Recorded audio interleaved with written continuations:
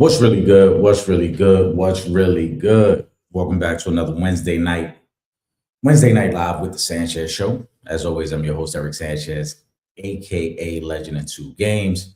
Make sure you guys are subscribed to the podcast, streaming on YouTube, Kick, Instagram, and Facebook every Wednesday night, 7:30 p.m. And then on Monday nights, Real Fans, Real Talk. If you missed this past Monday's episode, go on YouTube, check out the archives. It was a great episode. You will not be disappointed.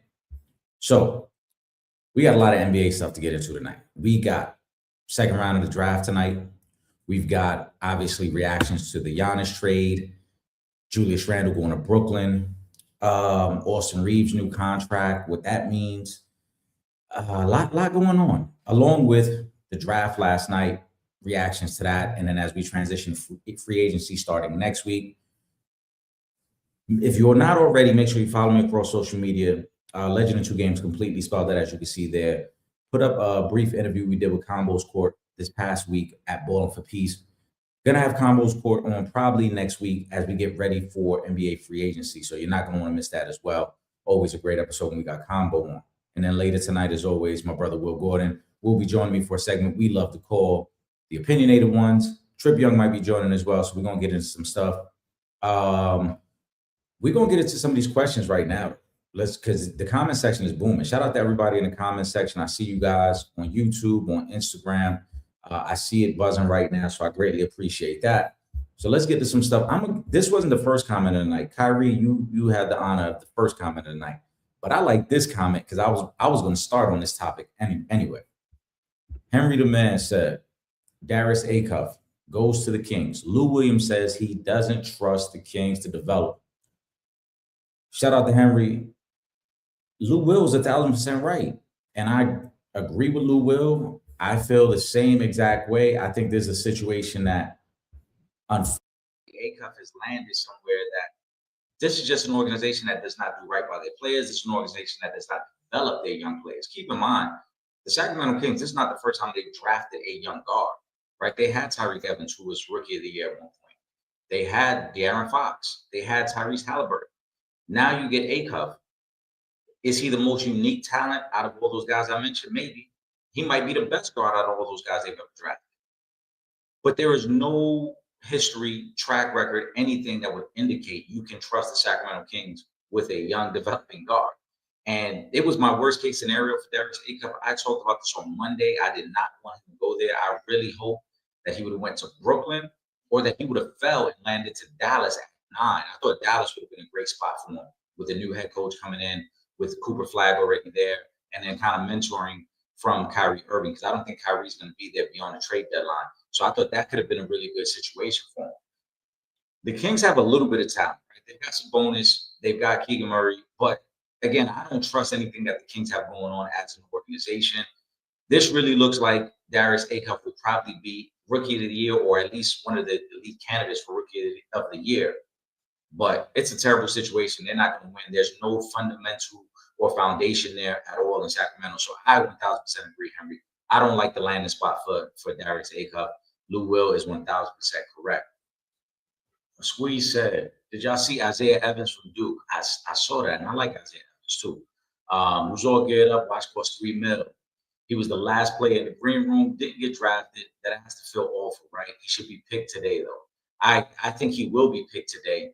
I would love for the Knicks to take him with the first pick of that second round. He's a 6'6" guard who can really, really shoot. You look at his improvement from year 1 to year 2. That stands out the most for me in terms of his ability to get his own shot off, his increase in scoring, his increase in minutes. He put the work in. He got better as a player. I would love to see him land with the Knicks, but he's going to land early in the second round.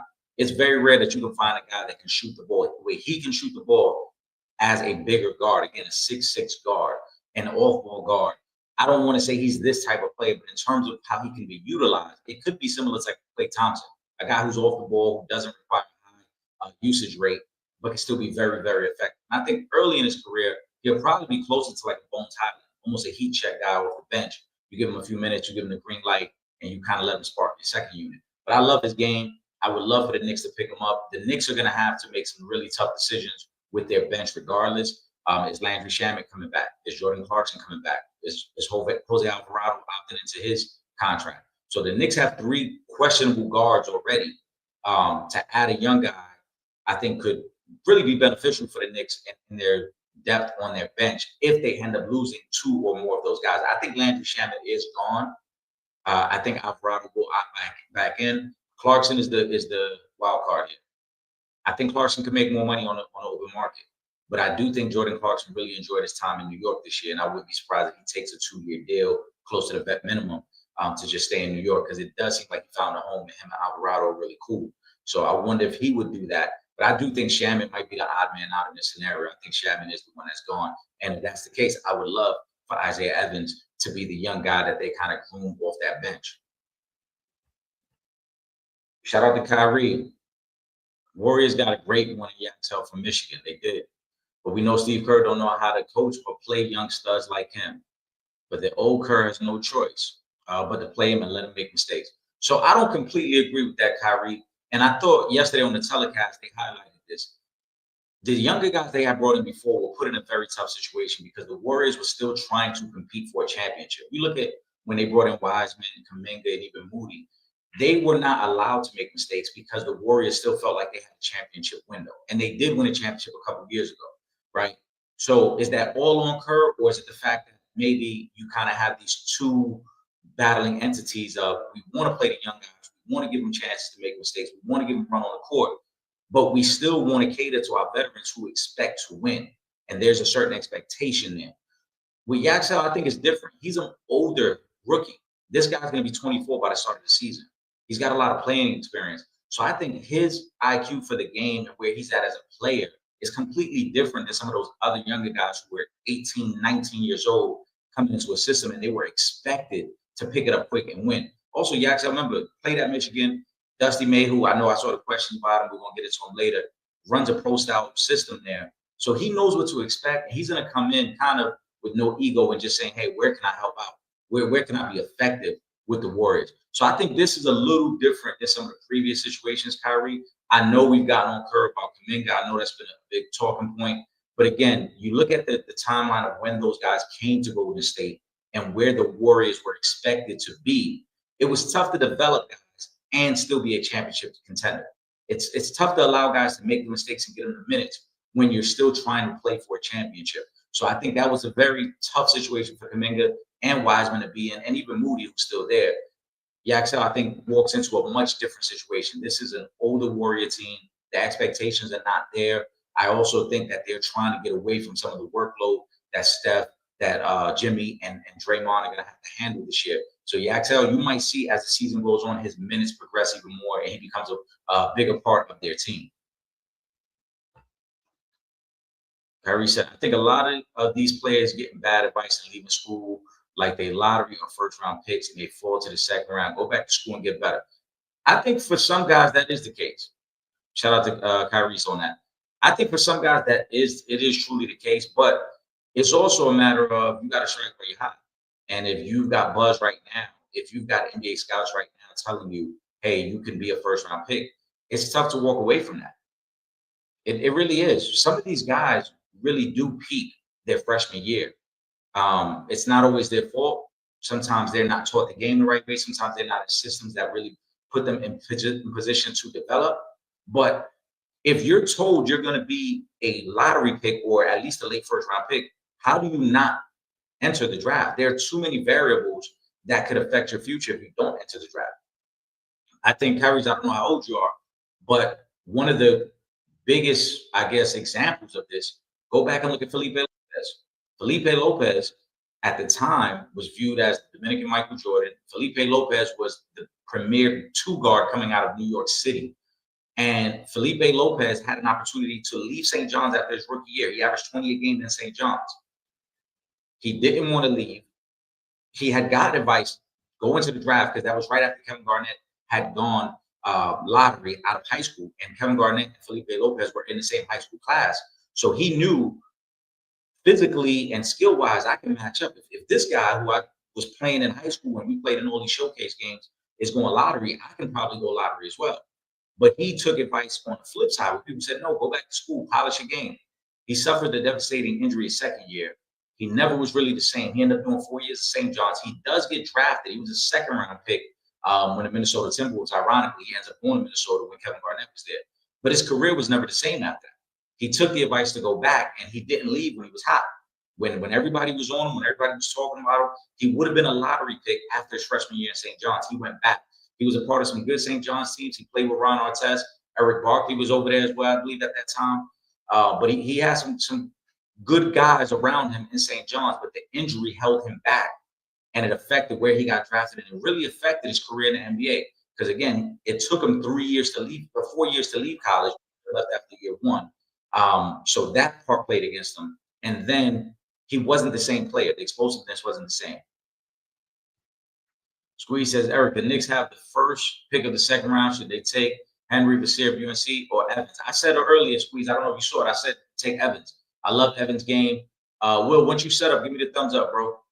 I love Evans' game. Again, 6'6" shooter. You look at his numbers from his freshman and sophomore year, everything increased. His three-point percentage decreased a little bit, but that was also because he was taking more three-point shots. But the shooting, the pure shooting percentage is great on Evans. You look at his free throw percentage, it identifies a guy who is going to be an elite shooter at the next level, over 85% both seasons at Duke. And as a complementary piece, you look at what he did against St. John's. He had a 25-point game against St. John's in the tournament. He had a great ACC championship game. Cameron Boozer got a lot of the highlight and the praise because he was the best player on that team. Evans had big moments as a secondary scorer on that team, averaging 15 points a game this past year. I think Evans is going to be a really good rotational guy at the next level. For the Knicks, I would say take Evans. I want that shooting. Will, let me know once you're ready, bro. Let's see what else we got. Shout out to the comment section. It was buzzing tonight. We're going to get to that Jaylen Brown question in a second. Kyrie said, I see you guys everything here on. What's up, baby? What they do, baby? NBA draft time. AJ Devante jersey for tonight. No, it ain't no AJ. You know, I was gonna even rock some Wizards gear tonight, but I'm trying to temper expectations, you know, and I'm keeping it local. You know what I'm saying? I'm keeping it local, Terps all day, every day. But yeah, shout out to AJ Devante, the newest Washington Wizard. Welcome to the family. That's all I can say. Welcome to the team, bro. I'm now you my guy now. You know what I'm saying? I'm rooting for you. Everything that AJ Devance is supposed to be, I need to see it because you know anybody watch. You know we got this. I know the supporters rock with us every week. Y'all know I ain't been the biggest AJ Devance guy, but now he's on the squad. It's Team Devance over here. I think he's going to be amazing for you guys. I think you're going to love him. I'm not saying you're wrong in how you felt because I understood why you want Darren Peterson as well. But I think once you see AJ play, you're gonna really like this game. But that's the thing. It ain't about basketball. It ain't about what he can do on the court that I don't like. It's the stuff that I think some his off the court personality. And I'm not talking about like he's a good kid from all things that we've seen, like not trouble, but I think his more leaning to the business side of basketball might be something we have to deal with in a way that I'm not comfortable with for when a kid comes in. Okay. You know what I mean? Explain what you mean by that. I mean, I feel like he's coming in like a corporation already. When I understand, you know, kids are about getting their money and all that, but every time I've seen him talk, that's been first. Off the court, like it's been about the brand more than it's been about basketball when I've seen him talk. Even in his attitudes, like when he didn't work out for anybody, which I'm not mad about, but even his attitude when people ask him about it, it's like, well. He's like, well, yeah, I don't have to work out for anybody. But let me tell you about what my logo means. So this corner up here, it's like, hold on, son. We talking hoop, and you taking it, you trying to sell T-shirts and logos, and that's cool. But if you a hooper, that shit gonna sell itself. You know what I'm saying? I don't need you to be the front man for AJ DeMassa Incorporated. I need you to come in and be the front man for the Washington Wizards and trying to get this team over to the mountaintop. That's what I need you to be. I don't care about your bank account. You're gonna get your money, and if you win, you're gonna get more money. I'm not worried about your bank account. I'm worried about the Washington Wizards trying to win the championship. And all I feel like AJ DeMassa is more worried about AJ DeMassa. To me, it doesn't come across that way. I think that yes, there's a lot of media training that goes into a lot of these young men. I think AJ, no different than any other prospect who has been touted the next great one since high school, has gotten a lot of media training and a lot of assistance in, hey, this is what we want to portray to the public. Keep in mind, this was a kid who was intentionally moved from Massachusetts out to Utah for prep high school ball. Mm-hmm. You know what I'm saying? Like this, he has been a brand and he has been a business pretty much since middle school. You know, he has ties, and leads back to the ties with the Utah Jazz. He has ties to people in that front office since he was 14, 15 years old. So he's been having conversations with people who have schooled him on this is what you need to portray, and this is what we want to do for you in terms of how we can elevate you off the court and make you more than just a basketball player. So is he handling it completely right? No, maybe not. You know, he's still a very, very young man. Again, we're talking about a kid who's 19 years old, right? And maybe he isn't handling it the best. But I think in terms of what you're getting as a player, it's going to be everything you love. When I watch this kid play, he never cowers away from the challenge. He never seems to like the moment is too big for him. And as I text you, you look at a situation with him and Darren Peterson. This is not to take a jab at Darren Peterson. Darren Peterson is playing at Kansas with other blue chip players. Darren Peterson can afford to have a night where he doesn't shoot well or he's not really into it. That's why Kansas can be one of the best teams in the country, even though he's only playing 20 minutes a night, right? On minutes restriction as a freshman. AJ's at BYU, where it's like, no, we need everything AJ got tonight. It don't matter who we playing, we need everything we got AJ got, because it's probably not another guy on that team that's going to make it to the next level. So when I look at the way he approached the game and the way he played the game, especially in the tournament, I think he has all the makings of a true star in the NBA. And I think the DC situation works out perfectly because you have vets now like Trae Young, and if Anthony Davis stays there, that now can kind of protect him a little bit, where it ain't going to be 25 shots from AJ tonight. Now, again, the Anthony Davis situation is going to play out how it's going to play out. I think Trae Young has really fucked you out with this new contract. That's just me personally. For him to opt out and then for the Wiz to go back in and go 4 years, $200+ million. That was the plan. That was the plan when we brought him in. So I can't scoff at it now. That was If that was the plan, then I take back the things I said about the Wiz earlier, because who were you competing against? Who was going to give Trae Young that contract?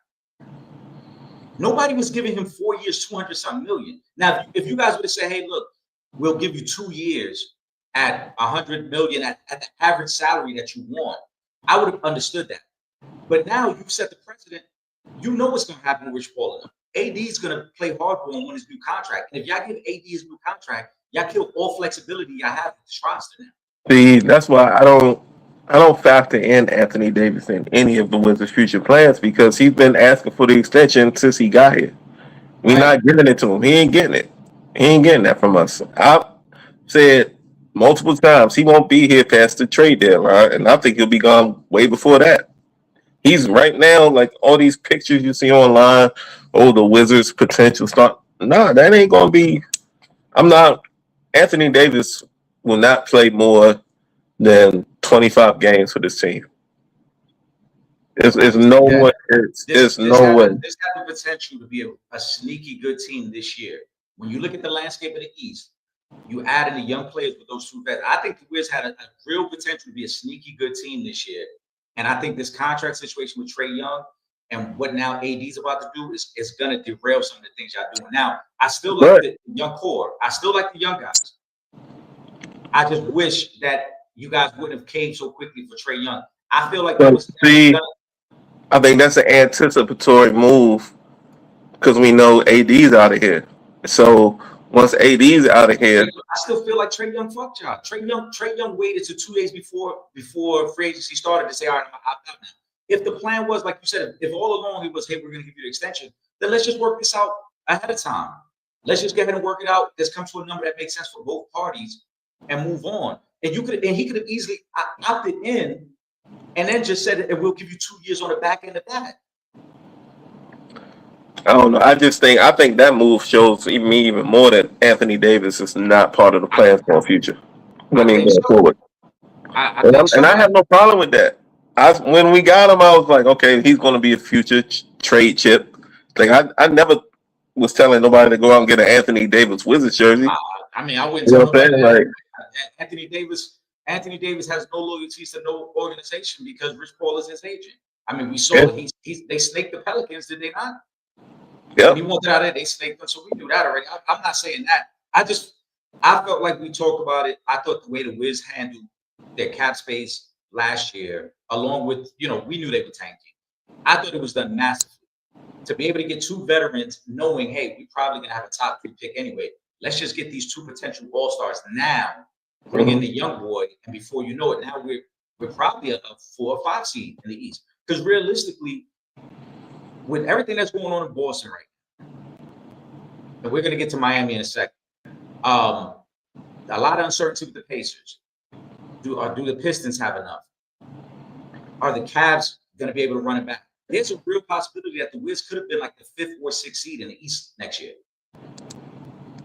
and still develop the young core. That to me kind of seems like it might be out the window now because, like you said, AD's going to force his way out, and Trae Young got his money, and I don't know how committed he is now to what DC got going on. But that's the thing. What part of Anthony Davis' history should make me think he's going to stick around? Like what can you point to? His career tells me he's going to stick around in Washington. I think it could have worked out if this money wasn't thrown at Trae Young. If there would have been a plan where it said, look, Trae, then we'll give you the 2 years on the back end, right? Where, all right, you're happy with the annual salary, but at the same time, it gives us the flexibility to keep building out this roster. Because we know Trae Young and Anthony Davis are not part of the long-term future. They're kind of placeholders for right now to make the team competitive. So let's do this. Let's get you some money. Let's do it the right way, but let's also leave us some flexibility. And that way, when we speak to Anthony Davis, it's kind of the same conversation. We know you probably are searching for greener pastures, but all we're looking for is that 1 or maybe 2 really good years from you. And then after that, you can do whatever you want to do. Now I feel like that's out the window. Trae Young getting a 4-year deal. If you're Anthony Davis, there's no way you're not settling for a major extension right now. You just gave it to Trae Young. So I want mine too now. And that's Anthony Davis and Rich Paul's mindset. That's always their mindset. This one's for you from Squeeze. Will Gordon, what's your thoughts on Eton Thomas? I know he's in the group chat for the love of the game. What about him? I mean, that's just Squeeze. That's very vague. Yeah. As what, like in what space? In his political space, in his. I mean, I ain't got no. That's a very vague question, Squeeze. I don't really know which way I'm supposed to. Like, I ain't got no issues with Eton Thomas. Like he said, he's part of the group for the love of the game. His opinions are his opinions. I mean, I ain't got no beef with the dude. He's been invited on the show a couple times, but I mean, never reached back out. So I mean, but that ain't the first. I reached out to him too. I told you I sent him a message before too. Yeah. He got to be whenever he want to join. He more than welcome to join. I would love to chop it up with him and if you can send Squeeze, if you can send a follow up, as to what did something happen that I missed or right? I just don't know how you which angle you going at with that question. I got this one for you, and then Trip, give me a thumbs up. Let me know when you're ready. This one's for you as well, Will. Who wants to know? And Daddy says, even though the Wizards enjoyed his last 2 years in DC, he said it hasn't been electric since then. What did MJ play 2 years in the city? I don't know. I don't agree with that. That's not true at all. Because the John Wall years, John had even the Gill years. Yeah, was pretty good. When the Gill years when we was getting knocked out by the Cavs every year, the city was on fire.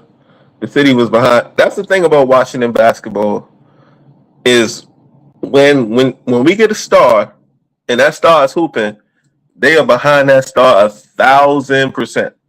If you look at, we can go back to when Bernard King left the Knicks and came to Washington. I got a Bernard King Bullets jersey now because of what he did in his few years in Washington. When you in Washington basketball, when we get it started, that goes out and hoops and plays basketball the right way, the city is behind them. I try to tell y'all, Washington D.C. loves basketball. I know it's the Redskins or Commanders Town or whatever, but basketball is first in D.C. And I'm just I don't even understand why people would even have that kind of take. I mean, for real, because if Gil and them had them on fire, and then the John Wall era, the John Wall jumping on the scores table era, that was the time. I mean, and that team, I was just talking to one of my homies the other day because it was a clip I saw about that team, the John Wall, Bradley Beal, uh, uh, Gortat, Nene, and Otto Porter. That was my squad. There's nobody in there that you're gonna pick on the baseline. You know what I'm saying? If you hooping for real. But that team together, like if you was a DC fan, a Washington Wizards fan, you was completely behind that John Wall team. So I can't say that it's never been that. Actually, I think the electricity in DC behind Jordan was just because of Jordan. It wasn't because of the team. That team had Christian Laettner, Kwame Brown.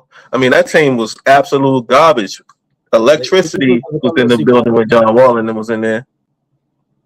So this ain't the first thing since back then. It's been a couple waves since Jordan, and that John Wall era was. Henry that said, was, I like that. Man, I don't agree with this either. Henry Man said, but Gill and Warriors wasn't big as Jordan years. They were bigger because those were playoff teams. Those were bigger. That's what I'm trying to say. Yeah, I'm a Jordan fan, but let's keep it a buck. There's no way we can say the Jordan return in DC the first year was big. After that, once that kind of wore off, there's no. After that, it was about trying to keep his career PPG up. Those hibachi years, Gilbert Arenas hibachi years, when they go, remember they got pretty much their rival in the East was the Cavs, Deshaun Stevenson and Braun going at it, Jay-Z making songs about Deshaun Stevenson, like the city DC was buzzing at that time. And when John Wall and Bradley Beal. And Gilbert, people forget when Gilbert went on his revenge tour against everybody from Team USA basketball. He dropped like 50 beats on everybody's head. On everybody. He said he was going to do it, then he did it. And then, fast forward to the John Wall era, came in with the Dougie, you know what I'm saying? Some people tried to hate on it. But that John Wall era in Washington basketball was electric, bro. Let's get Trip in on the convo. Trip, what's good, bro? What up, Trip? What's going on, man? My apologies for being tardy tonight. But glad to be back with you two good brothers and the family, of course, that's been supporting us and helping us run the numbers up. Yeah, let me quick curveball. Trip, you was at the parade, right? Mm-mm. Oh, neither one of y'all was able to make it? Nah. Damn, but y'all that balling for peace? Yeah. So, and that's in the city, right? That was in Queens. Yeah.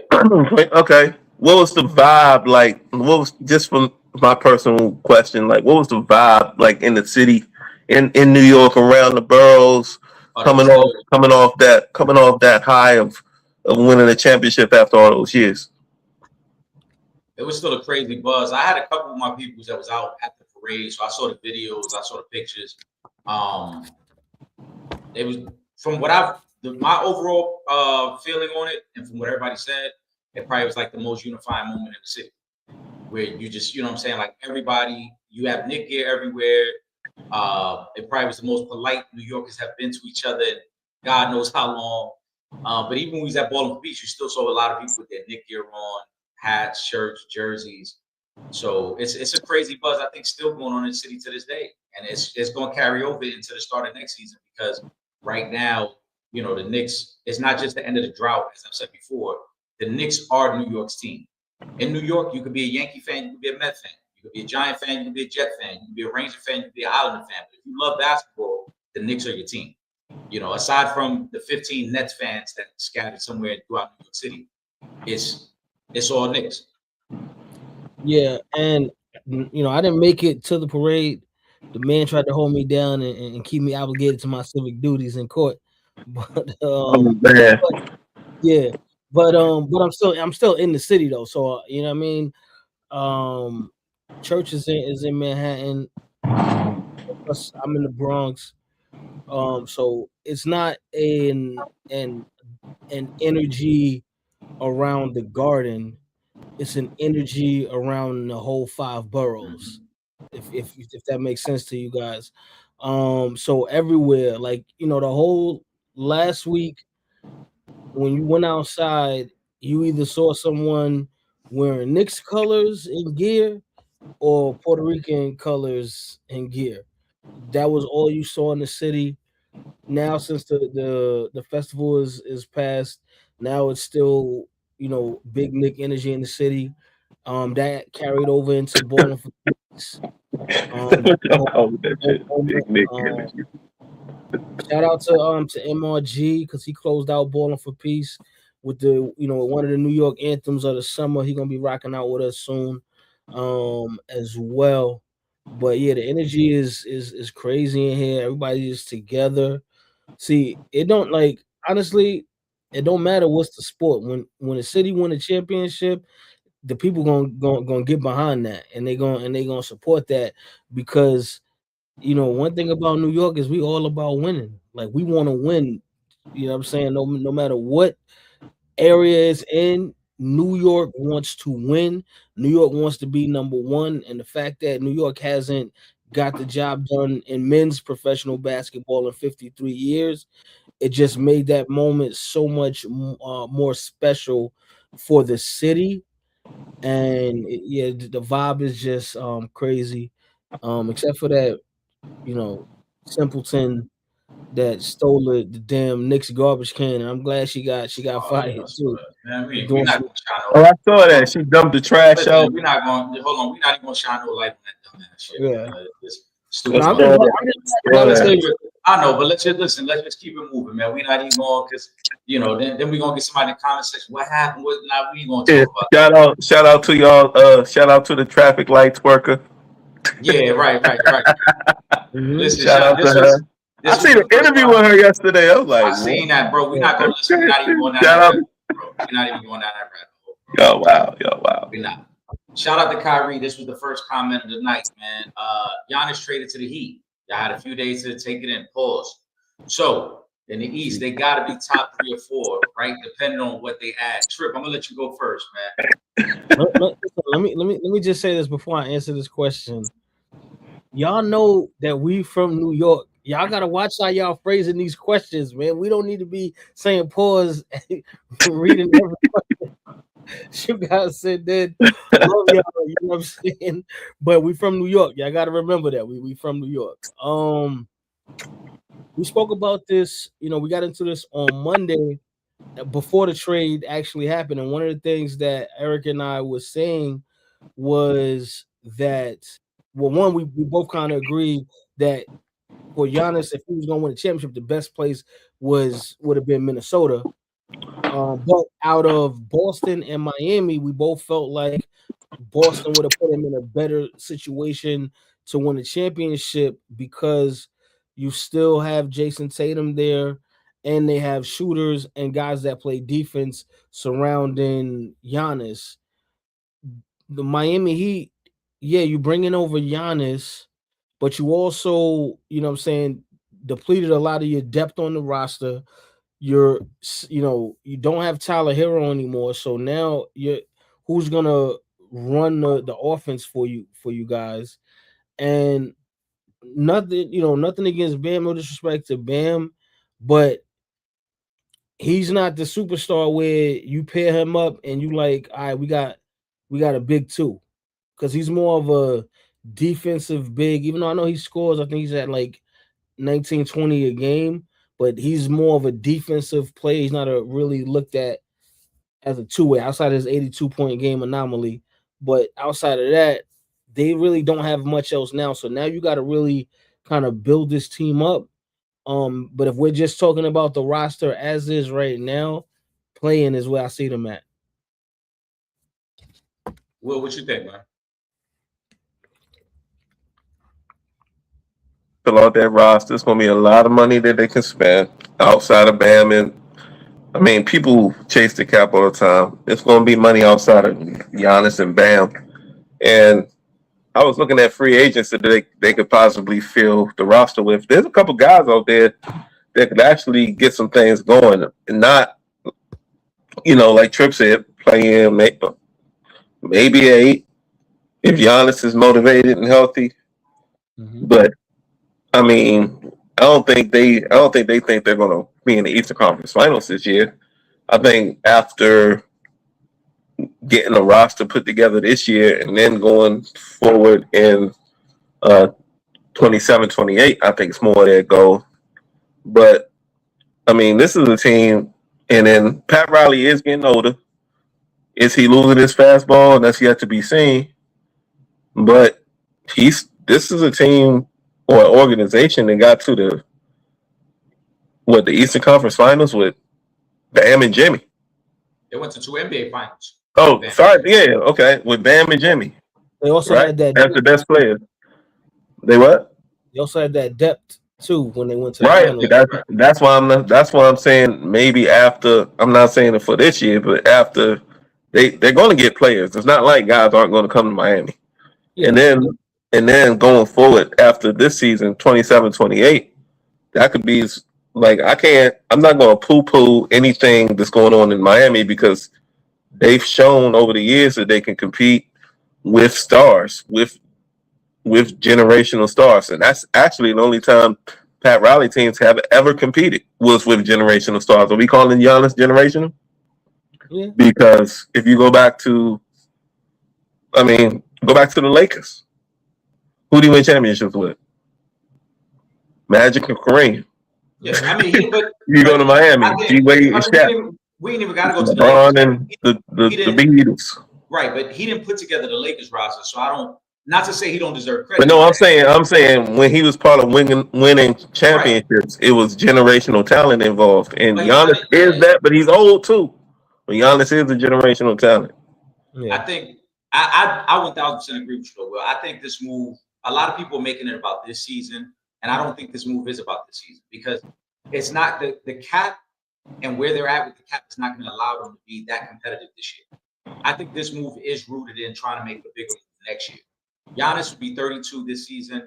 They're hoping having Giannis in the building, get 1 or 2 pieces this year, and then try to make a big swing next year and put themselves in position to win.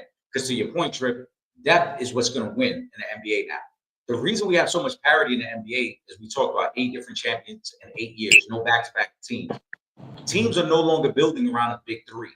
Teams are saying, how can we get 8 or 9 strong players on this roster to give us a chance to win? It's how the Knicks did it. It's what the Spurs are going to keep trying to do. It's how Oklahoma City did it last year. You saw the Pacers in the finals last year the same way. So I think Pat understands that and knows we're not going to probably win it this year. If we can make 1 or 2 significant moves this year and make another 1 or 2 moves next year and then put ourselves in position, because next year with Giannis at 33, barring another significant injury, we would assume that Giannis is still going to be in his prime. And then you take the big swing next year. The cap is going to be very tricky for them this year, though. Where they stand right now, they're already above the first apron. They only have 18 million between where they're at now and the second apron, which comes with heavier penalties and kind of really it will eliminate them being able to just sign vet minimum guys. Yeah. The tricky part for them is Norman Powell was a free agent. He's coming off a career year. He was their best guard last year. Do you invest in Norman Powell coming back? If you let him walk, all right, it frees up a little bit of money. But again, you're still over the first apron. It's not like you're working with just a bunch of cap space. You're working in that space of we're already a first apron team that has to pay taxes on this team. And we probably need about 3 or 4 more guys to fill out this roster. The biggest move for them is going to be if Andrew Wiggins opts out of that contract. Because Andrew Wiggins is at $30 million right now. If he opts out, it clears up a lot of cap space. But then it becomes another space you got to fill on that roster. And where are we going to find the guy that, you know what I'm saying? Are we going to now be able to use that $30 million to get the player we need? Or are we now setting ourselves back and trying to just fill in the gaps of some of these pieces? So that's why I really think next year's their year. They're going to try to make a move this year, maybe bring in a veteran point guard. Next year, I think they're going to try to add more shooting, and they're going to see, like, all right, we have the pieces that we think can win it with Giannis and Bam as our best 2 players. And now, can we just get enough shooting around these guys over the next few seasons? So, Kyrie, to your question, I don't think they're a top 3 or top 4 team this year. To put them that high, to me, is a little disrespectful to some of the other teams that are really good, because the Pistons was just the number 1 seed in the East. Like, the Pistons aren't going to get worse. They're going to get better, right? Whether the Celtics trade Jaylen Brown or not, the Celtics are not just going to get worse. They're going to get better. So I don't think the way Miami's currently constructed is a top 4 team in the East. I think they're a playoff team. I think they'll put a scare in some people because it's Giannis, and Giannis can win a lot of games for you. But in terms of the way you build a roster nowadays in the NBA, Giannis, Bam, and just a bunch of other guys is not going to be enough to compete. I think the East is deep, and we expect the Pacers to be better. We expect certain teams to be better. So I don't think they're a top 4 team. If Giannis was a shooter, I would say yes, they'd be top 3, top 4 teams. But because he's not a shooter, and really Bam's offensive game is in the paint, his offensive game is in the paint, and now they don't really have, and I know they're gonna bring some guys in, but those guys still gonna have to figure out a chemistry together, find their shots, but they don't even have the same amount of shooting surrounding their stars as they did this past season. So I think it's gonna be tougher than people think. It's not just like, oh, all right, Giannis is top 3 in the league. We're just gonna throw him in Miami, and now they're gonna be a top 3 team. I think it works that easily. Yeah, again, like I said, the way teams are built now, just because you might have the best player on the court, you may not have the best team. And you're seeing that in the West with Denver. Mm-hmm. So a lot of us still feel Jokic, if he's not the best, Jokic, if he's not the best, he's top 2. But you see the struggles when they're playing teams that are better, that are like just put together as teams. That's what we just saw in the finals. Right. When you can be able to put together a complete roster, it's way different than saying, oh, we got Giannis out there. It's like, all right, cool. And we got 8 or 9 guys that we know that you're going to have to figure out how to defend us. It's not as easy. So I think they're a year away. I think the move for Miami makes sense. And also, to Will's point, Pat Riley does have this history. Year 2 is normally when it happens. Remember, when they traded for Shaq, they didn't go to the finals year 1. It was year 2. LeBron and them won in year 2. Jimmy Butler in year 2 went to the finals. So there's a history there where by year 2, Pat is able to put the roster together that can win it all. And I got a couple guys. I mean, you mentioned y'all mentioned Landry Shamet a couple times tonight. Right. Mm-hmm. I mean, that's a dude that can fill that roster. There's gonna be some guys, and I think once Miami figures out what they're gonna do with Norman Powell and Andrew Wiggins, they might add a shooter or a veteran guard this year, then try to add something else next year and go at it. Giannis got to stay healthy too, because let's not pretend that Giannis hasn't been injured the last 3 years as well. What about because I was looking at that list, what about Tim Hardaway Jr. as a veteran guard that can give you minutes? I love Tim Hardaway Jr. I think he would be a good fit there. It's going to really be dependent on what he's looking for contract wise, because he's going to have a lot. He's going to have a lot of shooters. There's going to be a lot of teams after Tim Hardaway Jr. And Pop played there a little while, and Gabe Vincent too. And do you bring Gabe Vincent back? Nah. Gabe Vincent ain't got shit. I mean, you gotta fill the roster. Yeah, I know, but I don't know. Let's go here. Will, I'm gonna let you start this one here. Looking at the Jazz, what does Darren Peterson bring, and does he start? It's a good question, Squeeze. I think he starts for sure. He brings you, I think, day one NBA combo guard action immediately. I'm comfortable with him at the 1 or the 2, probably more so at the 2. But he brings you a silky smooth guard that can get his shot off at any angle, has no problem in the paint, and I mean, he looks like he's a problem at all 3 levels of scoring. He brings you. He's a guy you can pencil in immediately as your starting 2 guard. That's what he brings to Utah. Sure, what you think? Well, one, yeah, I definitely think he's going to be starting in Utah. I'm interested to see what kind of chemistry him and Ace Bailey can develop together, because most likely it's going to be them 2 in the backcourt. So I'm interested to see that. But I mean, you got to think Utah is at the bottom of the barrel, so everything is going to be a positive. You got two of the top three picks in the last two drafts, and both of these kids are really talented. You know, we saw what Ace Bailey did, so now you're gonna add another guard who can shoot, who's athletic. He plays a little defense.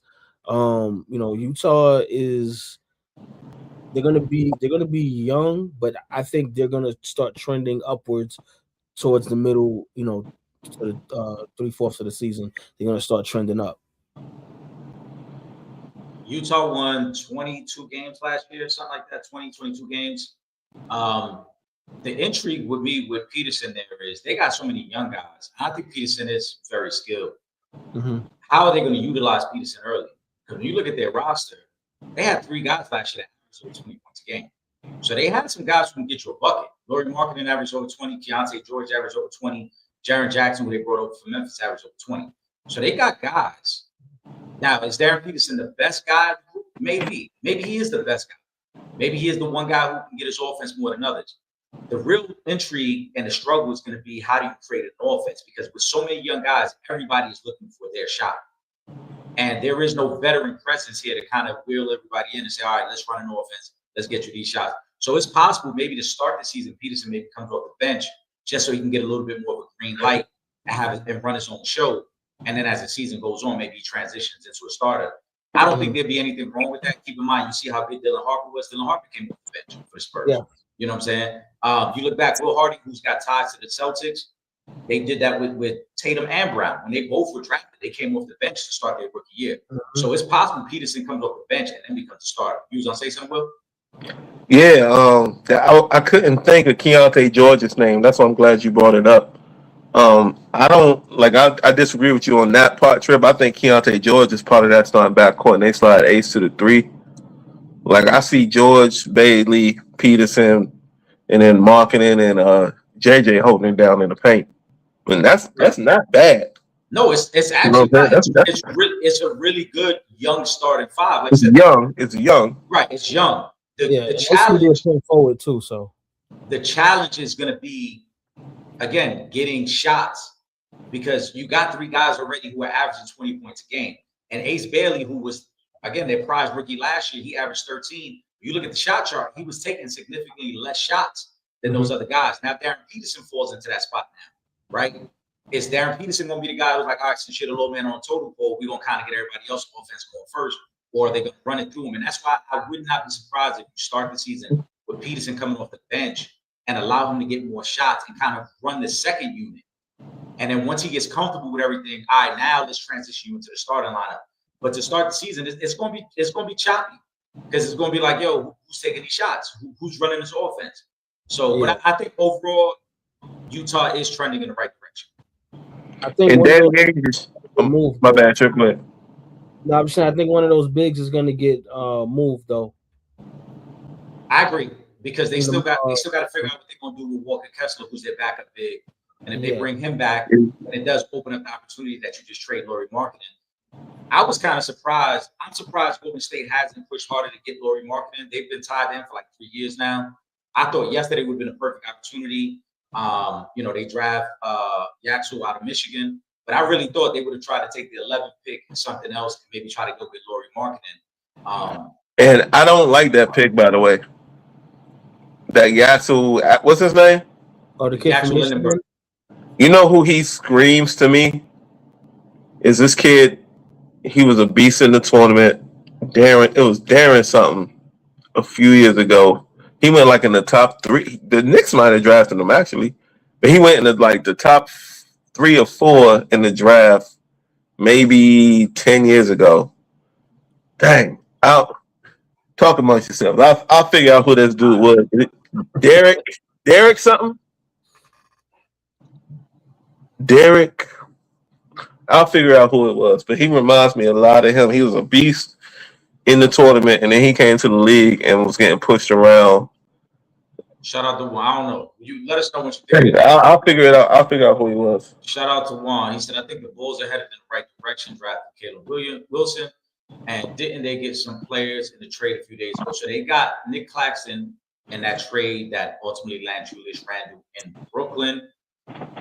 They get Caleb Wilson, who I think is probably got the highest ceiling in this draft. When you look at, I talked about it on Monday Trip, his competitive nature along with his defensive ability, I think really give him a high ceiling. He's a guy that once he kind of polishes his offensive game, will be a real two-way threat in the league. But what do you think about the Bulls draft so far? Well, I mean, you can't go wrong with Caleb. This is a kid that we talked about to possibly have the highest upside out of everybody in this draft class. He's if he's not 1A, he's 1B as far as defensive players in this draft, which I also love about Caleb Wilson. But yeah, I think Chicago is making some moves again, but they're a young team. I don't expect them to be good anytime soon, but I do think they're making positive decisions as far as the GM and guys that they're bringing in, the guys, the draft pick. I thought that was a very smart pick for them getting Caleb Wilson there because you could argue that he's the best player in this draft. Yes, you can. You know what I mean? So I do love the move for them. I got to see what lineups they put together. What's going to be the starting five? But yeah, right. Yeah, I got to see who they're going to have at the 2 and the 3. But right now, I would assume Caleb's probably starting at the 4, Claxton at the 5, because they're going to let Nick Richards go, who was their center last year, and Josh Giddey will be the point. So it's going to be a long athletic lineup because Giddey's a 6'7" point guard. And then you got Wilson and Claxton as these big rim runners. So I think that's why I like the move to Wilson going it because you have a point guard who's a pass first point guard. I love Wilson. Yeah, he's not going. I love his game too. Like I said, I think he has the highest ceiling out of anybody in this draft. But I like I said, I really like it from the standpoint of he's not going somewhere where he's going to have to compete with a guard to get the basketball. It's not like it's not like he's with a point guard that's looking to shoot 25 times a game. He's with a point guard that's going to look to just get him lobs and get him easy feeds. So it'll help his development as well. The name I couldn't remember was Derek Favors. Oh, Derek Favors. He played in Brooklyn. He was all right in the league. He played in Brooklyn. Was he? Yeah. He was a lottery pick. He was in there, but he was in the league. I think he at least like 12, 13 years though. He was in the league for a while. But he wanted to give you what you wanted out of a lottery pick. No, and I think that's what you're gonna get out of Yaxel. Hold on. Well, this is the biggest difference between the two. Yaxel is an older player. You're talking about Yaxel's gonna be 24 by the time the season starts. So another reason I don't like him. But you're talking about it. I think that's why the Warriors do like him. The Warriors wanted somebody who's a little bit more mature. Derek Favors, when he got drafted at 19, was a super high upside guy. Like most of these guys are when they're in the lottery. And because he never reached that full potential, we look at it like, he never lived up to it. Fair. I think Yaxel, we know who he is. Again, he's 24 years old. His game ain't improving 5 or 6 more levels. He is who he is at this point, and I think the Warriors are okay with that. Well, that's cool. If they okay with that, that's cool. But I think that's his feeling. It's Derek Favors.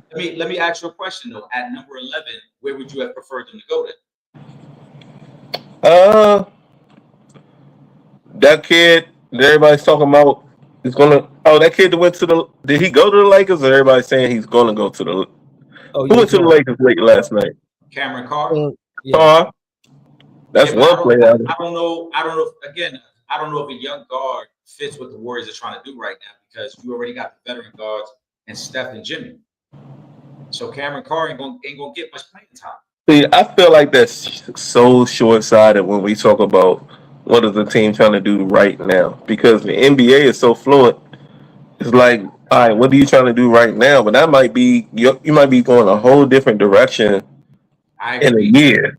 But that's why I don't agree with when people say, "Oh, you can't draft that player at this position or at this slot in the draft." Why not? I don't believe in there's a chart that says this player has this value, and you got to follow this chart as far as the draft goes. If like for us, like for the Wizards, you talk about the Trae Young deal, right? 4 years extended. Well, now that means that meant okay. Now we can't draft Acuff, we can't draft Peterson because we got a ball dominant guard for the next No, I don't think. 3 to 4 years. I mean, that's how it goes though. Yeah, Like but I think once somebody signs, it's like okay, well now we got to go with. no, but I Nah, think I don't believe in that. I don't believe in that. So hold on. If Acuff was a 6'6" guard, it's a different conversation. When you're a 6'2" guard and Trae Young is a small guard, now it doesn't make sense. And we're going to talk about that. But like, I think the Clippers are a prime example of that, right? Because there were some people, oh well, the Clippers should have taken Acuff. First of all, I think Keaton Wagner is pretty good, the point guard out of Illinois. Secondly, they already got Darius Garland, who's a small guard. So if you bring Acuff into that situation, who's playing off ball? But see, I mean, you're right in that, but I feel like that is such in a vacuum right now. Thinking it's not forward thinking. No, but I feel like every team forward thinking though, because it's based on every team has its own unique situation too, though. Will, I don't think we can always look at it like, oh, you have to just take who the best player on somebody else's board. Because like I said, on your board, right, you might look at Acuff as like, all right, he's the best player, I'm going to take him. But if he doesn't make sense for your team over the next 3 to 4 years, then you're never going to get the potential out of it. See, that's what we did because guys can move, guys get traded all the time, and I feel like any team, not just the Wizards, any team, the Acuff went what 7th? What was 7th? Yeah, to Sacramento. 6 teams passed on. I feel like personally, this is not. You don't gotta agree. I feel like 6 teams passed up on a generational small guard. We can't act like they haven't been them. There's been Steph. There's been Allen Iverson. I feel like every team, including us, that passed on him because he doesn't fit what they're trying to do in the next year or two, passed up on Allen Iverson. And if those teams are good with passing up on that type of talent, that type of electricity, fine. But don't tell me he doesn't fit what we're trying to do today. Because tomorrow, I'm thinking about tomorrow. Like for the Wizards, like, oh, don't tell me we made the right decisions because Anthony Davis is on my roster. He ain't gonna be there. So did we make the right decisions for the future though? But Trae Young is though. But Trae is, yeah. But I'm just using him as an example. Acuff is an example. I'm saying multiple teams, not just us, make picks based on what they're trying to do right in that moment because GMs make those picks that are trying to save their jobs in that moment. They don't care about what the franchise is going to do down the line because they're trying to save their jobs in that moment. That's why they're in the lottery. So a lot of teams make decisions that aren't best for the franchise. They might be best for them to get another contract or to keep them from being fired, but that doesn't mean they're making the best decisions for the franchise. They're making the best decisions to keep their families fed. So it's easier to like say for the Wizards, it's easy to pick AJ DeBaston number 1 because nobody's gonna question that later. If you picked Peterson or if you picked Wilson later and it didn't work out, you get fired for that. Nobody's gonna fire you for AJ DeBaston not working out. Hold on. We also not gonna pretend that AJ DeBaston wasn't the number 1 rated player from the start of the college season through the end of the college season. It's not like AJ DeBaston just came out of nowhere and now the Wizards take him. He was the number 1 rated player going into the college season. He ended the college season as the number 1 rated player. Now, if you personally like Peterson or Boozer or Wilson, all right, cool, that's a personal preference. But let's not pretend like the guy who was rated number 1 all season and then goes number 1 is like, oh, the Wizards just took him to save their job. The Wizards didn't take him to save their job. They took him because they felt he was the best player available. So then next week, I'm gonna have for you who was number 1 rated for the last 10 years, and we can see how that worked out because that's just easy. That's lazy GM. No, it's not. That's lazy GM. If you take the number 1 rated, we're gonna see how they worked out. So you think the Wizards didn't scout him all year? I'm sure they did. How is that lazy scouting if you're saying, yo, this guy was the number 1 player, and when we watched him, we loved everything we saw about him. When we interviewed him, we loved him, and so therefore that's the guy we went with. Like I said, if Acuff is your personal preference, that's fine. I like Acuff as well. The only team that is inexcusable for not drafting Darius Acuff is the Brooklyn Nets. There's the 6 teams that drafted. I can give you a legitimate reason why they went with the guy they went with. We just finished saying we thought Caleb Wilson could be the best player in this draft. So are the Bulls wrong for taking Wilson over Acuff? No. All right, then. So every team didn't pass on him because they were making an easy or lazy decision. Certain teams passed on him because there was another player that fit what they were looking for. It's not as simple as like, but as I've said, I would have took Wilson before the Master too. Okay, again, right. So I'm being consistent. Like I said, what I'm saying is, but on one hand, you're saying it's lazy GM and to go with the guy who was number 1. On the other hand, it's like, oh, but I like Wilson over the bench. All right. So if you like Wilson over the bench, that means you like them over Acuff. We can't be mad at Chicago for taking that. If you're Memphis, right?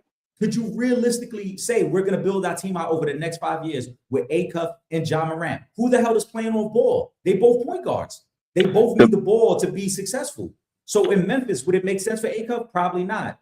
Also, not to mention, there is no leadership in Memphis. There's no structure in Memphis. Why the hell? You know what? Listen, let me shut you down on all this fit shit. Okay, it's not just about fit. No, let me just make it make sense. I'm trying to make it make sense. I'm trying to make it make sense. I personally would have taken the Master 4th. Okay. Okay. Let me just say that first. Now let's talk about teams to draft based on fit, right? Oh well, why would we draft this guy when we have this guy, right? That's the argument, right? That's not my argument. No, that's what you just was talking about. Like, well, we got a guy. Like, why would you draft Acuff if you got Trae Young? Was that not part of the conversation? Because it doesn't make sense for your roster. If Trae Young was on an expiring contract, that's a different conversation. You just gave him 4 years, $200 million. So you're gonna draft. So you would hold on. So you would draft Acuff, who you feel is the next Allen Iverson, but then say, "Oh, I'm drafting you, but you're gonna play off ball because Trae's gonna get all the usage. He's gonna be the point guard. So now you're gonna try to turn Acuff into Steph Curry and say, "Hey, I just want you to run off screens all day because Trae's gonna handle the ball most of the game." It doesn't make sense. And then on the flip side, now I got major liabilities on the flip side because I got 2 guards who can't defend and both are 6'2" or shorter. With that being said, you know who was under contract? You want to know somebody that was under contract long term, and in that franchise, they had a player that they didn't need because we got a vet that's already in that position.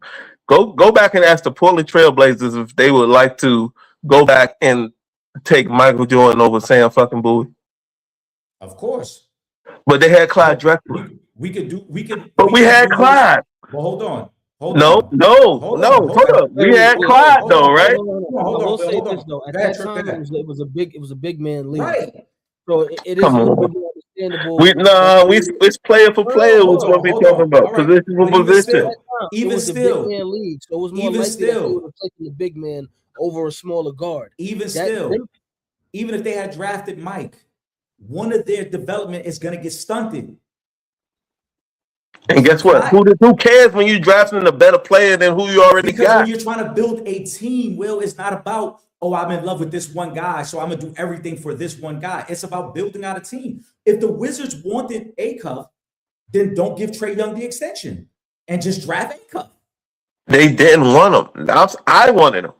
All right. I'm saying that's not my argument. That's not my argument. My argument is that's what I said. That's your personal preference. My argument. Personal preference. Your personal preference. You can't treat it as if your personal preference supersedes the thinking of a team.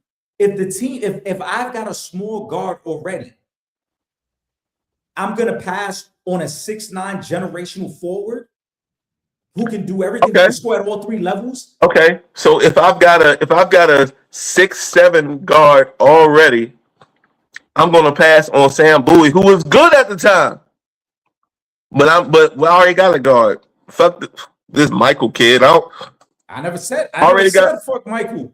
No, this is what Portland said. Right. I'm bringing this up as an example. What was the mindset of the NBA at that time, Will? How did you build teams at that time? How did you build teams at that time? They were filling out their roster. No. No, don't do that. They had a guard. They had a two guard already. A starting two guard and Clyde Drexler. They had a two guard and Clyde Drexler that was no slouch, and they needed a big man. Fuck who you need. Don't you go get the generational guy. I don't care what you're trying to do for this year and next year. Are you trying to win for the next 10 years or the next season? Hold on. Let me ask you a question. Right. First of all, let's not pretend that before Sam Bowie got hurt, Sam Bowie wasn't an All-American big man. I just said that. Yes. All right. Hold on. When the Orlando Magic had the #1 pick and they took Chris Webber and then flipped him for Penny Hardaway because Penny Hardaway fit better next to Shaquille O'Neal. Is that not them saying, understanding, we know Chris Webber's great. We know he's an All-American coming out of Michigan. But him and Shaq is not going to fit. It ain't going to make sense to have these two bigs who need someone to get them the ball. So let's go get the point guard who can do that for Shaq and elevate Shaq's game. And within 2 years, the Magic were in the finals. Is that not the same strategy? Understanding I already have the big man, now I need the guard. So what Portland did on the flip side, I have the guard, I now need the big man. We can sit here all we want and criticize Sam Bowie because Sam Bowie got hurt. Yes. But we can't bring up that Orlando situation because who was the alternative? What you mean? Who was the alternative? They could have drafted Penny Hardaway #1 if they wanted. I mean, who was the alternative in the year they drafted Penny? Who was in that draft? That was Webber. That was. So why would you have put? So you saying they should have drafted Shaq? But see, you can't. How are you going to bring up Shaq when he's better than every big? What I'm saying? It's not like you passed on another. You didn't hear what I said. They had Shaq. Mm-hmm. They had the #1 pick. The best player in the country coming out of college was Chris Webber. They drafted Chris Webber and then flipped him for Penny Hardaway on draft day. According to your logic, why are we going to get the guard? Take Chris Webber. He's the best player. And we'll figure it out later. So if Scott Skiles got to be our point guard for the next 5 years, so what? So Penny was just shit.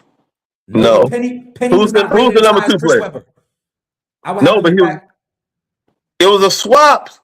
It's not like you're not doing apples for apples right now. This is complete. I am because I'm proving my point. You just said you take the best player, and so what if they play the same position as somebody else? Did you not? You said all right. So why not just keep Chris Webber and never trade for Penny Hardaway? Then? Who said Chris Webber was better than Penny Hardaway? At that time, he was viewed as better than Penny Hardaway. Just like at this time, I think Darius Acuff's better than half these players. You're still avoiding my question. He's not ranked the #1. Fuck a rank, and that's where I started. I started saying fuck the rankings. Did I not say? Will, you're proving my point. No, I started out saying fuck the rankings.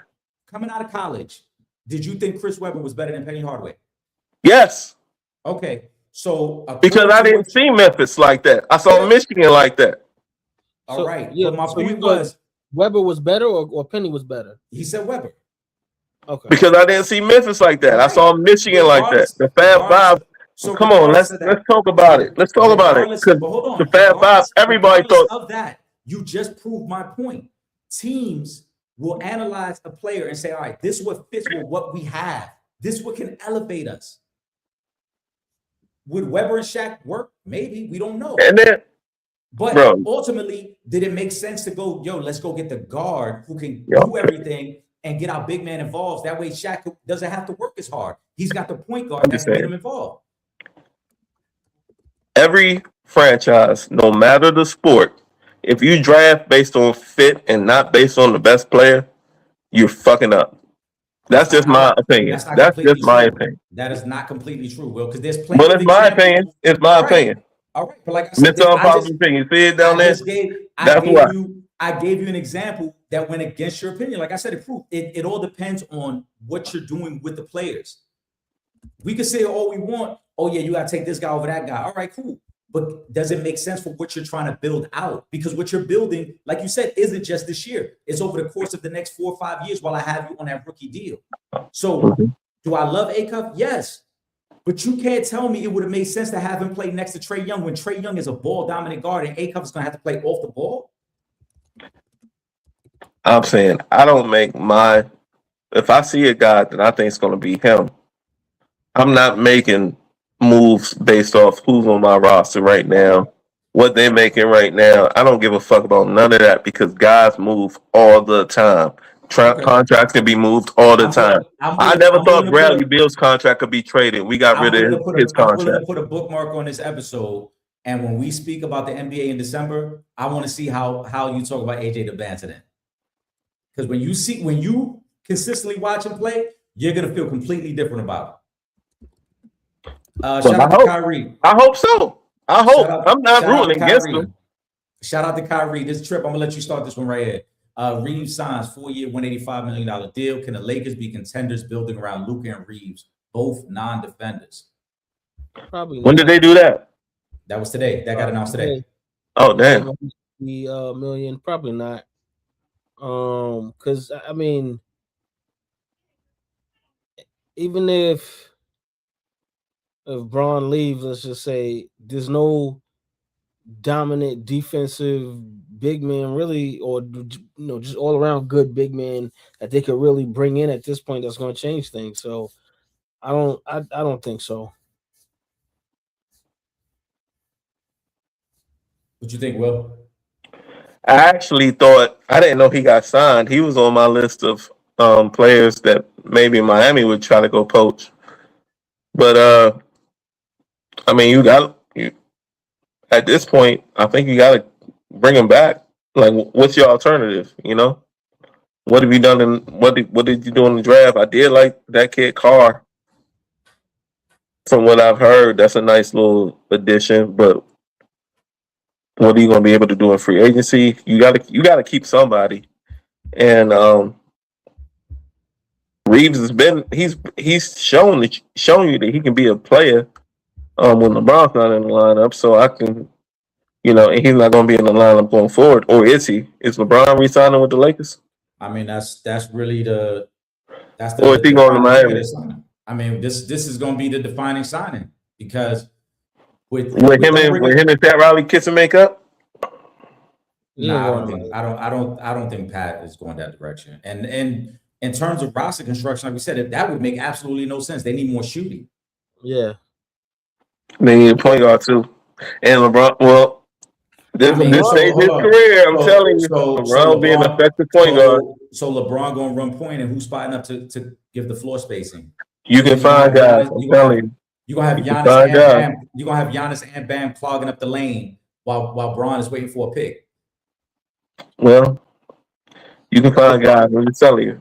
Like they got to fill that roster in some way, somehow, some way. Of course, you can find guys, but it's deeper than that. Pause. But you know that it's not just about finding guys; it's about finding the guys that fit with what they currently have. LeBron in Miami would make no sense because, like I said, you want Giannis on ball.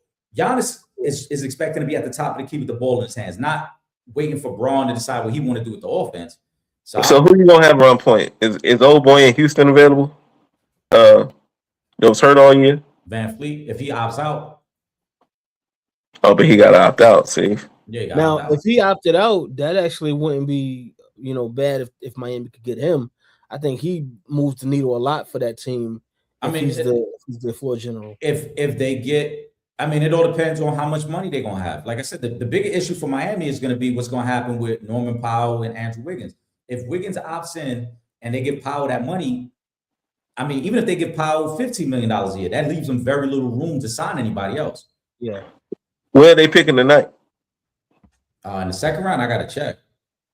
But ain't no second round player coming in and starting on that team. They not trying to develop no second round player to start on that team, Will. You know that. They looking for an established guy that can play next to Giannis and them. I think the big thing the Lakers, it's happened before. You can find some second round gems, No, you can. We know you can find second round gems. I just don't think a second round guy this year is going to get drafted to Miami and then be a starter on that team. Maybe they develop him for next year, but not for this year. So why are we so anti-LeBron to Miami? Because of the lack of shooting or the relationship with Bobby? It doesn't make sense. If they're building this roster out, as we talked about with them, with the mindset of we're trying to be a champion next year, why are we investing in LeBron? Yeah. And trust me, I'm not trying to bring him up, but I mean, he is a free agent, right? Well, a big free agent. Here's the thing. As far as the Lakers, let's just get to this. Shout out to Kyrie. you can be a contender with Luka and Reeves if you build out the rest of the roster right. We're not going to pretend that we didn't have the same question about the Knicks with Karl Anthony Towns and Jalen Brunson being defensive liabilities. But if you can find the other guys around them that are good defensive players, you can make it work. The real question for the Lakers is this LeBron situation, because now that they signed Austin Reeves, they still got about $50 million in cap space. So if LeBron is not coming back, you can make moves. You can go offer Jalen Duren a bunch of money to be your big man at the 5. You can maybe go get a Tim Hardaway Jr. You can go get a couple shooters around Luka, Reeves, and make it work. But if LeBron comes back, do you bring Rui back? Probably. Because Rui's up, and he's going to be costly. Yeah, I would explore bringing Rui back. I just think with the Lakers, it's really about LeBron. It's the LeBron cloud that's hanging over their head right now. Because if he comes back and he's not taking a pay cut, then you're fucked. He's going to eat up most of the cap. And then you're not going to be able to go get the big man you need. You're not going to be able to go get the shooters you need. Like they got to move on from Marcus Smart. They got to move on from some of these older guys. They got to get younger on the wings. They got to get better 3-and-D guys. But more importantly, they need LeBron to just walk away. And if he's not going to walk away, it's just going to keep sending him back. Shout out to Henry the Man. He said Mavs hired Dusty May, and then they pick Morris Johnson, who played for Michigan. I think Dusty will go well with the Mavs. I don't like it. I don't like the draft pick either. Me neither. Yeah, you're drafting a guy who is a high energy defensive for 1 year. Yeah, and if you look at his role on that team, he was a high energy defensive player. They ran no offense for him. I don't like getting these 6'8", 6'9" forwards who have no offensive skill set. What he reminds me of a Kenneth Faried. Just a hustle guy who's going to have a bunch of putback dunks. Yeah, just a bunch of putback dunks. And I just don't like it. And the reason I really don't like it, I was hoping Dallas, we know they're going to move on from Kyrie real soon. I was hoping they would have got a young guard in this situation because they don't have any young guards. They don't have any playmaking guards outside of Kyrie. Brandon Burris went in the next pick to Milwaukee. I think he would have been a better fit. But Morris Johnson, to me, it just doesn't make sense. Again, you're talking about a 6'8", 6'9" forward who has no offensive skills. I didn't like that at all. I felt like it was more of a cute ESPN fluff story than it was anything else. Like, I hated the pick overall. The crazy part is they draft him. He wasn't even the best player on their team, but he's the first one from their team that gets drafted. Right. It's like, and that whole team, the coach's favorite. Right. And that Michigan team was full of transfers, right? Yeah. Only had been there for not even a calendar year. All 5 guys transfers. Yeah, it's not like you got some kind of deep relationship with the kid where I can feel good about the situation, like you was recruiting him since he was 16 or something like that. No, he's a trans. Like, come on, man. And he tried to act all hype. I'm already rooting against him. Yeah, I'm not. And the math, I'm rooting against them already because I just don't like that bullshit fluff shit. I'm rooting against the Mavs. Trip. Juan wants to know if you're Jaylen Brown after leading Boston all year, was in an MVP race, how do you even want to return to play for them? Rumors they still trying to trade him. Go ahead, Trip. Will, you next? I mean, he's under contract, so it's really on them. But this is the second time now y'all done tried to trade me, so I probably feel a way about that. But at the same time, because I'm so petty, as you know, me as Trip, I'm so petty. I might come in and get Eastern Conference Finals MVP again. I might get Finals MVP again just to show y'all like y'all keep trying to trade me. I'm really him on this team. Y'all want to keep this other cat here. But guess who was the leading force when we got to the chip and when we won the chip? That was me. Guess who was the MVP candidate? Because I don't remember us talking about Tatum winning, in that conversation, but Jaylen Brown.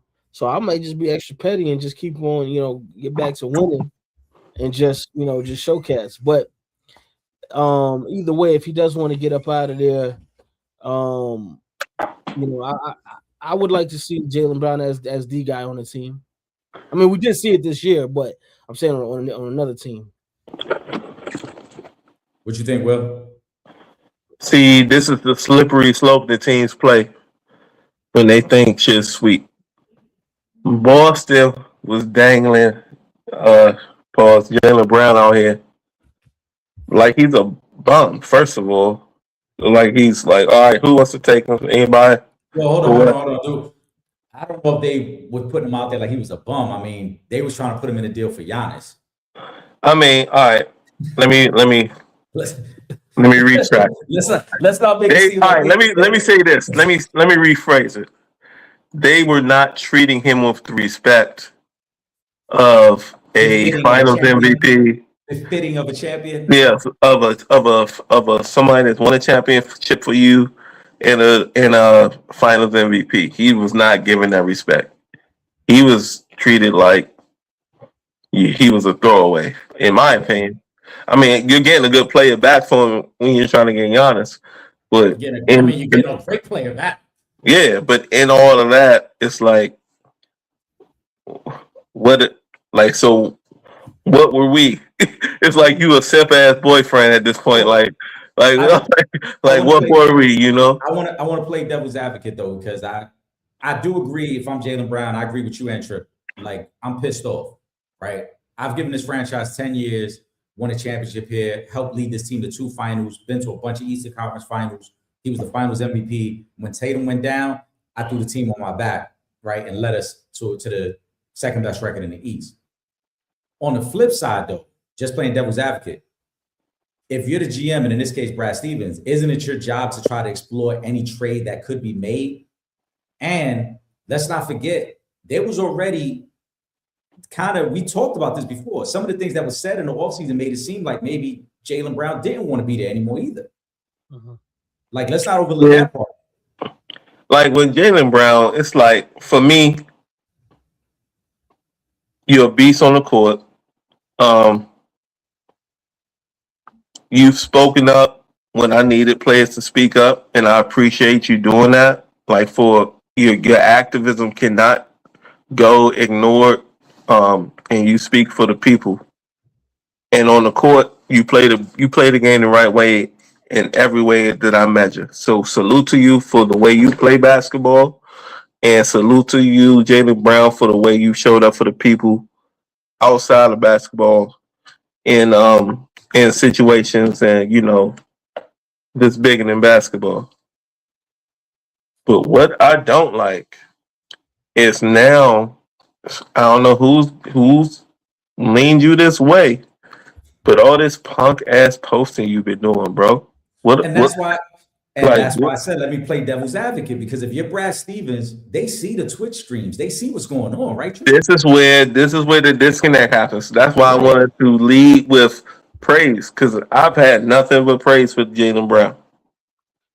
But this shit now, all this getting on, I'm seeing you on live streams crying and bitching, and this dude's behind you co-signing, and this is not the energy that I was behind before. This is not this ain't the Jaylen Brown that I thought you were. Hold on, hold on. Well, go ahead. Yes, it was just he should have took the Jimmy Butler approach in Minnesota when he called them guys out in the practice and just started yes, that's what he needed to do. He just listen, it's my yard right here. All this I run. Whoever on the court, and they got to play knockout, and then, you know what I'm saying, whoever wins, that's who stays, and whoever loses, that's who go. And him and Tatum. I think that, yeah, I mean, like I said first, like we can't pretend, the elephant in the room. Yes, they put you in a trade, but it's not like they put you in a trade for just a bunch of pieces. They put you in a trade for Giannis, who arguably is still. Last time it was Kevin Durant. So right, and before that it was Kevin Durant. So to be fair, Brad Stevens does think enough of you that he's not entertaining some bullshit trades. He's entertaining trades for all-time great players. Yeah, it ain't like he's trying to trade you for Bradley Beal or somebody. Right. You know what I'm saying? Like he and so I think from that standpoint, if you're Jaylen Brown, you could be upset, but you also got to respect it and like, all right, I mean, you ain't trying to just trade me away for some picks and a bunch of throwaway guys. You trying to get all-time greats over here. I get it. But at the same time, what have we been doing over here? Like, at the same time, what about all this sweat off my back? What about what we've been doing? You know what I'm saying? I 1000% agree. And that's why I think I've said this since the season was going on, and when we talked about Tatum coming back, and I said it's going to be very interesting to see who the team gravitates towards, because Jaylen Brown did exactly what he was supposed to do. Jaylen Brown, I completely tip my hat to him, because when we all thought it was going to be a throwaway year, Jaylen Brown said, "Nah, I'm gonna carry the team and I'm gonna keep us in contention." But I said when he came back, I said when Tatum come back, it's going to be interesting to see if the locker room views Brown as the leader or Tatum as the leader. Who are they going to gravitate towards? I remember that show. I think all of us were together for that show. We were. Yeah. And now a few months later, we see it is Tatum's team. It is his locker room. Yep. And I understand where Jaylen Brown is coming from and where his frustration is coming from. Because like you said, all the sweat off my back. I held it down. He was gone. He was rehabbing. I held it down. And y'all still won't give me my acknowledgement and my praise as who I am within this franchise. So I understand his point of view. I do think that it's time for them to separate, though. What was said at the end of the season, both these guys leads me to believe that there was deeper issues, but maybe we just didn't know about them because they were winning and they won a championship a couple years ago. But when Jaylen Brown comes out and says, "This was the most fun I had in my career," and it's like, bro, y'all got bumped in the first round of the playoffs. But then when you think about it, it's like, yeah, but you was an all NBA guy. You was in the MVP race. You know, it was your team. And then he comes out and says after Game 7, where Tatum didn't play, by the way, our strategy in Game 7, that should have been our strategy all series. Do you feel like he's more of a 2 or a 3? I think he's a 3. What do you think, Trip? He's a 3, but he can play the 2. Yeah, he can play. I mean, he's so versatile, but I just think he's not a pure shooter. His offensive game, like even his handle's a little choppy. So to me, I view him more as like a 3. He's more of a scorer than a shooter. Right. Scorer, slasher, like a Latrell Sprewell, like a better version of Latrell Sprewell. Yeah. Ooh. And elite defender. Right. Elite defender. So I shouldn't call Boston and dangle AD. So the crazy part is, right? Is that what you said? No. The crazy part is, we talked about Kevin Durant. His name was also brought up in the Anthony Davis trades before too. Remember, before AD went to LA, Brown's name was brought up for Anthony Davis. And that's when Anthony Davis' pops came out and said, "My son will never play or resign in Boston. So don't waste your time making a trade for him." Because see, like this whole rebuild, and we got the first pick and everything in Washington. I'm just speaking as a Washington fan. I know that's not popular conversation amongst, broad sports talk, but everybody's acting like we're like putting all our chips in on this youth movement, where you do still need to have vets in there. It's like, okay, we got the first pick. We've had a couple good vets. I did think about Brown for AD, but I think you also would have to give up more. It ain't going to be a 1-for-1. Yeah, it couldn't be 1-for-1, but if it made basketball sense, I would welcome his type of player into my locker room because he has that personality. I agree. He has that dog in him. Mm-hmm. I need dogs. We don't have any dogs, man. Let me ask Trip. I want you to answer first, and then will you go? Do you think Jaylen Brown needs to be with the team that A is his team and he's the clear-cut number 1? Or is he better suited next to another superstar where he's kind of like the 1B? I'm gonna let you go first, Trip. I think he's better suited as the 1B. However, in Boston, because I do feel like him and Tatum do a lot of the same things, I think that's where some of the issues come in. And the reason I say that is because I was watching the Orlando doc. In fact, that we was talking about Webber earlier, and one of the things that Shaq was saying is why he didn't want them to draft Webber because they do a lot of the same things. And he was like, "I'm getting mine, so what he gonna do? Go get Penny and bring Penny Hardaway in because he just want to run and throw me the ball on every possession." So I would like to see Tatum with a dominant big man. And with that, Trip, what you just said, and that was all due because of the way basketball was played. Like if Shaq was in the league now, or if Chris Webber was in the league now, they love to play together. But back then, when you played outside inside out basketball, that was like you were saying, you was clogging lanes. Chris Webber, if Chris Webber played in this era,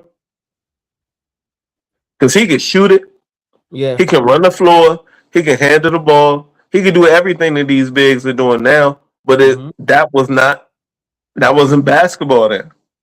You know what I'm saying? And if you put Chris Webber and Shaq on the same team now, and Shaq could just literally camp out, and you got Chris Webber running the perimeter, and Penny, well, not Penny, but whoever you fill out the rest of the roster. You got Brian Shaw, you got D Scott. You know, you got guys like that. You had D Scott on that roster. Dennis Scott was one of the best shooters we've seen in this league. Shout out to D Scott. A lot of people don't know about him. He was one of the best spot-up shooters in this league. If he had Chris Webber and Shaq kicking out to him, God. Hold on. I hate to interrupt you. I just want to say this. So Shams Charania, the report just came out. It looks like Boston has already had some packages for Jaylen Brown. He's saying that's progressing. Okay. Yeah. And then I ain't mad at him. Get out of here. Brian Windhorst is reporting that the Lakers have already told LeBron if he does want to go back to Cleveland, they would do a sign and trade for Jared Allen. Done deal. Yeah. Cleveland's doing that. I think that makes perfect sense for LeBron. That's a situation that makes perfect sense for LeBron. And we talked, like I think you guys have talked about it. We talked about it like going back to last year, going into this year. The only thing that made sense, because he's going to want that farewell tour. Who's going to give it to him better than the Cleveland Cavaliers? And who else? Especially now, look at that roster. I'm gonna say before we get to the, on that. I'm going to a couple Cavs games next year. In terms of this Jaylen Brown thing, I do agree. I think his best fit for the most success would be to be the 1B next to somebody else. But I do feel that there's a part of him that wants to be the guy. And I don't blame him. Remember, he was the number 3 pick in the draft. It wasn't like this was some afterthought that was lingering on somebody's bench and didn't do it. Wasn't no coming of age. Right. He was doing his thing as the number 3 pick, and then he kind of got pushed behind Tatum. He got pushed behind some of them other guys. You know what I'm saying? So I think he wants his own team. Don't be surprised if the Pelicans offer Zion Williamson, Trey Murphy, and a bunch of picks and see if Boston's willing to take it. Yo, I'd take that. If I'm Boston? I'm telling you. I think Trey Murphy is a really, really good player. He's just stuck in a situation where a lot of people don't know about him. But Trey Murphy's really, really good. He's the shooter that Boston needs. Yeah. Zion, I think, would be a perfect complement off of what Tatum does. And I feel like he's figuring it out. I think Zion's finally figuring it out. I think so too. I really think Zion it's almost like he's learning what his game is in the league. It's like he's not going to be who we thought he was coming out of Duke. Right. He's not going to be a savior. We thought he was going to be like Charles Barkley / like somebody skilled. I mean, no, wait. Let me rephrase that. We thought he was going to be Charles Barkley / like a big guard. Right. You know what I'm saying? Like combined. He wasn't that, but he's starting to get it together. Yeah, I think don't be surprised if that's one. This is the last question of the night. I don't know if this is what Squeeze meant earlier when he was talking about Etan Thomas, but we're going to end on this one. Okay, I need that clarification. This is from Juan, though, so I'm assuming. He goes, what's your thoughts on Etan Thomas' comments on Jay-Z saying he left Alicia Keys solo at the Knicks parade? Will, I'm going to let you go first. I don't know about the situation. Like what? He said what? Etan Thomas did post this. He talked about and I watched the parade. He talked about Jay the Target deal, and then he talked about Jay not showing up at the parade. Oh, okay. Now, guess what? I had no thoughts about. Like I said, I watched it live on NBA TV, the parade, and I remember when Alicia got on the stage. I wasn't expecting. I didn't know what to expect, and she had on the black Pelly joint, the Knicks custom joint. And what's crazy is I'm at work watching this, and Kat had on the colorful Knicks joint that Fab had, you know. But then Alicia Keys came out with the all black joint with the rhinestones, and I was like, hey, that's colder than, because my man I work with, he's from up there.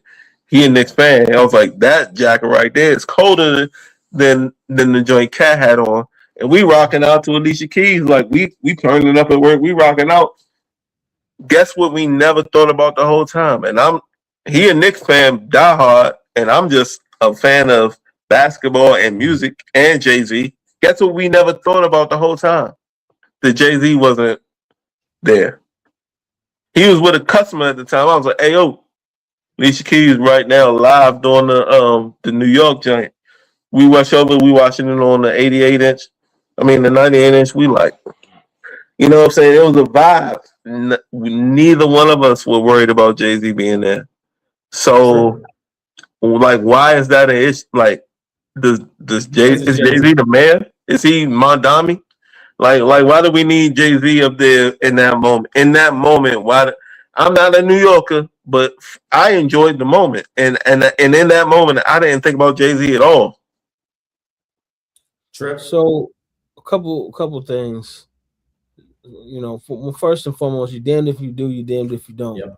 Because I've seen how many people. Oh, Jay-Z was at the Garden watching the game. Okay, so you don't want him at the game, but then you want him to be performing on the float during the parade. You know what I'm saying? One, yes, he did leave technically her solo, but we don't know what Jay-Z was doing as to why he was not at the parade.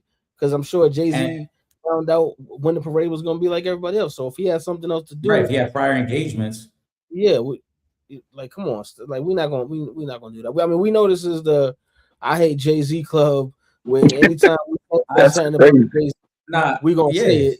But come on now, Trip is 1,000%. Trip is 1,000% correct, because, and Will, you are too. But first off, do we even know if Jay was invited? Like we talking as if Jay turned down the invitation. What if he just never was invited? Right. Secondly, we're not going to forget. She performed the song with, without by herself. She's performed it, right? Because even if you listen to the verses she sang, those are her verses away from Jay being on the song. Yeah. So, plus, the people in attendance, were they there for Jay's verses, or do they know the chorus? They know the chorus. You know what I'm saying? Come on, let's stop playing. This is something that if we ever get the chance to speak with Etan, I would like to ask him too. And let's not forget that James Dolan and Jay-Z are business rivals. Jay-Z impeded on his territory when he brought the Brooklyn Nets into the city. So it's very possible. It's very possible that this all comes back to the Dolan. I mean, hold up. This is about the. It's very possible James Dolan extended the invite only to Alicia Keys and not Jay-Z.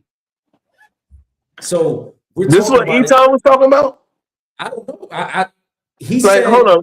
Is this about what Etan Thomas was talking about? Like, and if so, what was Etan saying? Well, you got to go back on his Facebook page. He's saying, but he was basically saying he was critiquing Jay-Z's business strategies, and he in that comment, you go back on his Facebook page because I did see when he posted it. He talked about, or I can't remember if Hoop Central posted it or if I saw it directly from Etan's page, but I know one of them had it up where Etan says Jay didn't even show up to the parade. He left Alicia Keys alone at the parade.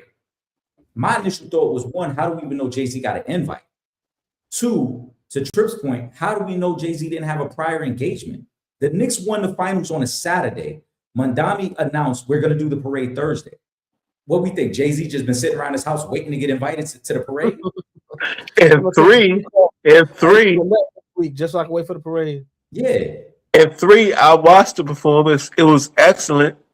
And I had in that whole moment, I was not thinking about Jay-Z at all. Right. So it was a great moment for New York City. Bro, this is what it has turned into. It's turned into, we hate Jay-Z. We hate everything about Jay-Z. We don't want to support Jay-Z. So we're going to criticize any and everything he does. This is another example of it. This is another example. Well, we just criticize and just to criticize. That's all it is. Because I'm not a New Yorker. I watched it live and I was like, oh shit, Alicia Keys is up on the stage. I never said Alicia Keys is up there by herself. I said, when I turned it off, Alicia Keys up there. She got the blingy ass telly on. She out here fly. That was my vibe. I wasn't worried about Jay-Z being there. I'm not thinking about Jay-Z being there. But this is what I mean. It's just platinum selling artist in her own right. Why Jay-Z leave that girl up there by herself? And that's right. And I've been to 6 Jay-Z concerts, like from '99 on. I rock with Jay-Z. I'm not worried about this. Now I'm not New Yorker, but I'm not worried about that. Alicia Keys tore that down. Bro, this is what I've been trying to say, and this is what it turns into. And this is exactly the point I was trying to make on last week's pod. That these internet narratives make people look at it a certain way where there is no story. No. Anyway, if it ain't nothing to talk about, these youngins, if they ain't got nothing to talk about, they gonna still bump their gums, and that's what's crazy. All they do is bump their gums. But it used to be they bump their gums, and now they bumping their knuckles on these keyboards, and it's ridiculous. Well, give me a final thought, bro. 3 weeks in a row. Magic Mouse, check her out. Best player, best guard in the WNBA. I don't care what y'all talking about. She a rookie. She the best guard in the WNBA. Period.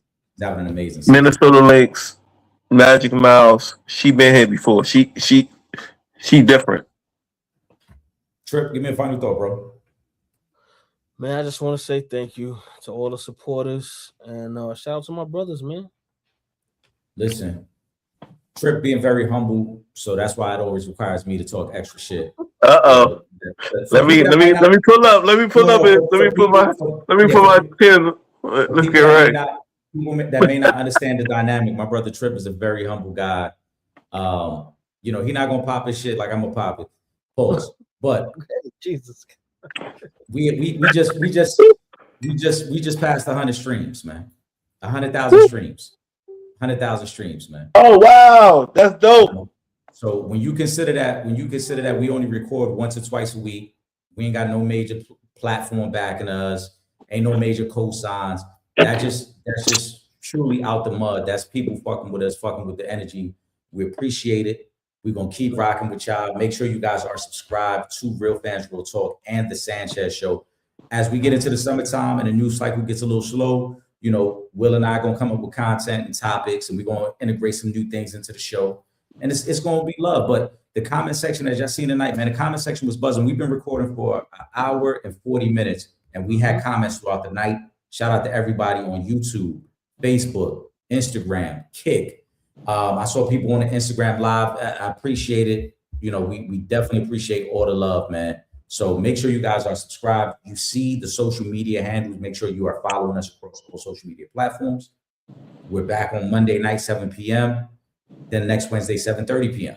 For my brother, Will Gordon, my brother, Trip Young. I am Eric Sanchez. This was the Sanchez Show. And enjoy the rest of your night. We'll see you guys next week. We out of here. Peace.